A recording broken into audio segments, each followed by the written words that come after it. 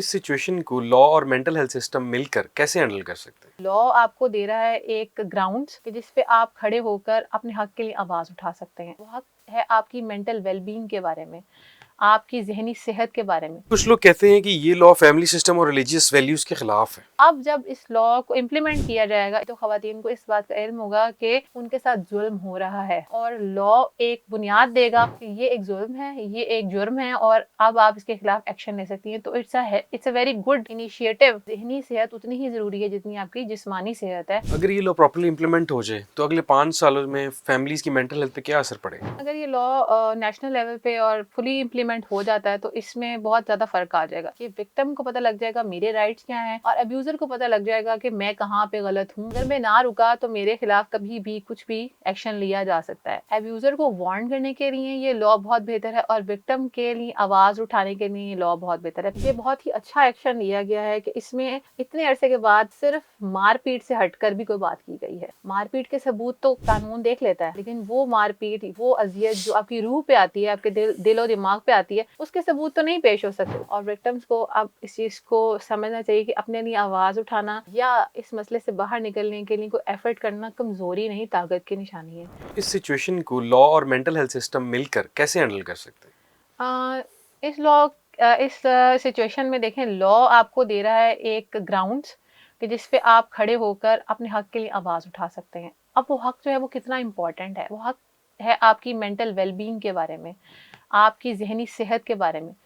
आज तक ख़वातीन को यही बताया गया है कि अगर उनका ख़ावंद उनकी फाइनेंशियल ज़रूरियात को पूरा कर रहा है, उनको नानफ़का दे रहा है, उन पे हाथ नहीं उठाता, तो वो अच्छे घर में रह रही हैं, वो एक अच्छे माहौल में रह रही हैं। लेकिन उनके साथ जो उनको थ्रेट दिया जाता है कि तुम ये नहीं करोगी तो हम दूसरी शादी कर लेंगे, तुम हमारी ये बात नहीं मानोगी तो हम तुम्हें घर से बाहर निकाल देंगे, उनको मुसलसल एक ऐसी फेज़ में रखा जाता है जहाँ वो सिक्योर फील नहीं करती। उस इनसिक्योरिटी की वजह से ना वो बच्चों की अच्छी तरह परवरिश कर सकती हैं और ना वो एक अच्छी खातून खाना बन सकती हैं। तो अब जब इस लॉ को इम्प्लीमेंट किया जाएगा, इस लॉ की अवेलेबिलिटी होगी, तो खवातीन को इस बात का इल्म होगा कि उनके साथ जुल्म हो रहा है, और उन्होंने इस जुल्म के खिलाफ आवाज़ जो है वो उठा सकती हैं। और लॉ एक बुनियाद देगा, और साइकोलॉजी जो है एक उनको अवेयरनेस देगी कि ये एक जुल्म है, ये एक जुर्म है, और अब आप इसके खिलाफ एक्शन ले सकती हैं। तो it's a very good initiative to make this wellbeing, wellbeing से रेलिवेंट, मेंटल वेलबींग से रेलिवेंट इशू को लॉ में कन्वर्ट कर दिया गया है। यानी कि आपकी जहनी सेहत उतनी ही ज़रूरी है जितनी आपकी जिस्मानी सेहत है। और अगर आपके जिस्म को कोई नुकसान नहीं पहुंचा रहा लेकिन आपके जहन को नुकसान पहुंचा रहा है, तो वो भी कानूनी तौर पे मुजरिम है।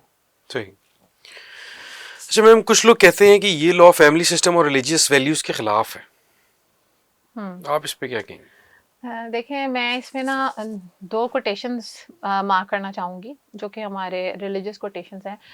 हमें हुक्म दिया गया है कि अपना हुस्न सलूक सबसे अच्छा रखें, और आपके अच्छे हुस्न सलूक की सबसे ज़्यादा जो हकदार है वो कौन है? आपकी बेगम, यानी आपकी बीवी, यानी जो आपका लाइफ पार्टनर। स्पेसिफिकली ख़वातीन के बारे में ये कहा गया है कि बीवी जो है सबसे ज़्यादा हुस्न सलूक की हकदार है।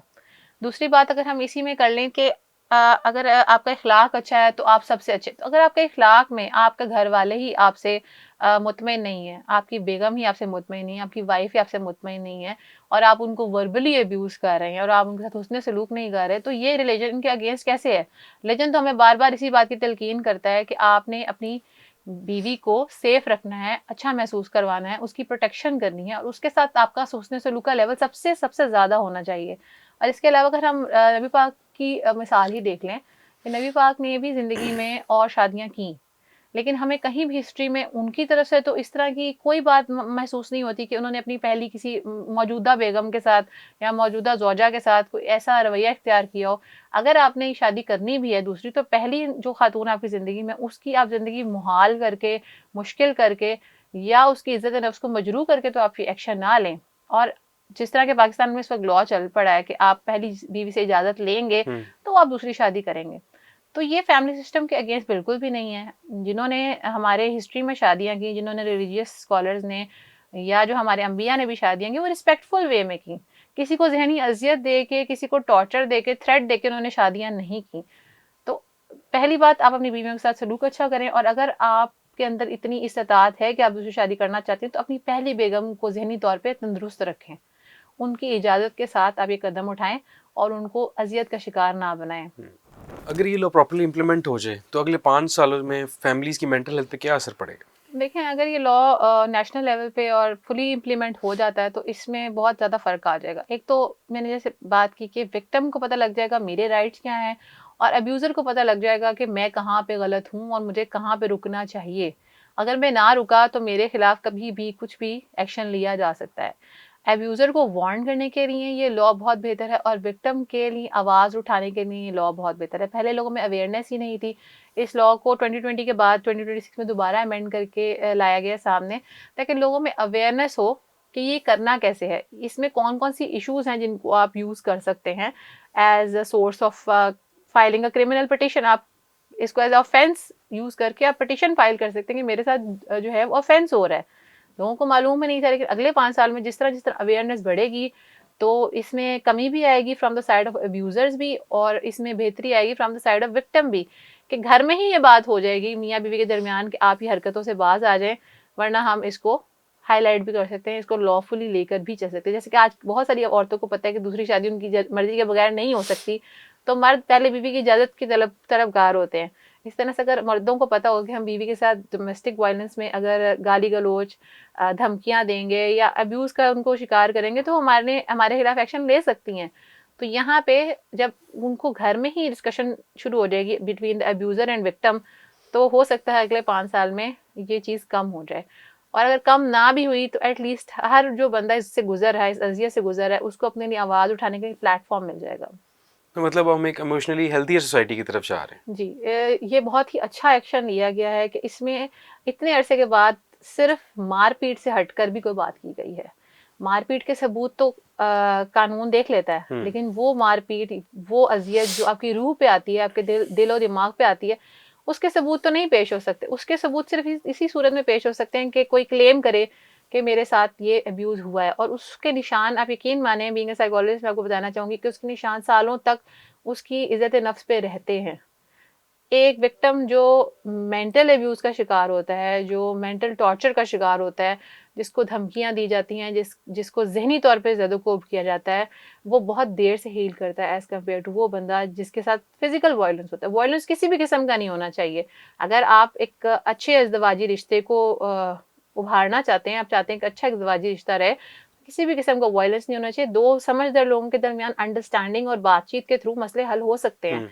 किसी भी मसले का हल मारपीट, गाली-गलौज, धमकियाँ देना नहीं है, कभी भी नहीं हो सकता। ये साइकोलॉजी क्या, लॉ क्या, कोई भी इसको सॉल्यूशन बेस्ड इशू, इस सॉल्यूशन बेस्ड जो है ना, सॉल्यूशन फोकस नहीं हो सकता। इसका सॉल्यूशन नहीं है। सॉल्यूशन सिर्फ यही है कि आप इसको हेल्दी वे में लेके चलें, रिलेशनशिप को बात करें, अपने मसाइल को टेबल टॉक के ज़रिए हल करें, बड़ों को बीच में शामिल करें और अपने मसले को रिज़ॉल्व करें, ना कि मारपीट और तशद्दुद से और ज़हनी अज़ियत से आप किसी मसले को रिज़ॉल्व कर सकते हैं। अच्छा, अगर आप साइकोलॉजिकल पॉइंट ऑफ व्यू से सोसाइटी को कोई एक जुमले में कोई मैसेज देना चाहें? साइकोलॉजिकल पॉइंट ऑफ व्यू से मैं यही मैसेज देना चाहूँगी कि जो विक्टिम्स हैं उनको अब सर्वाइवर्स बन जाना चाहिए, और विक्टिम्स को अब इस चीज़ को समझना चाहिए कि अपने लिए आवाज़ उठाना या इस मसले से बाहर निकलने के लिए कोई एफ़र्ट करना कमज़ोरी नहीं, ताकत की निशानी है। क्योंकि ये ताकतवर की ही अलामत है कि वो ज़ुल्म के ख़िलाफ़ आवाज़ उठाता है, चाहे वो ज़ुल्म ज़हनी नौइयत का है या जिस्मानी नौइयत का है।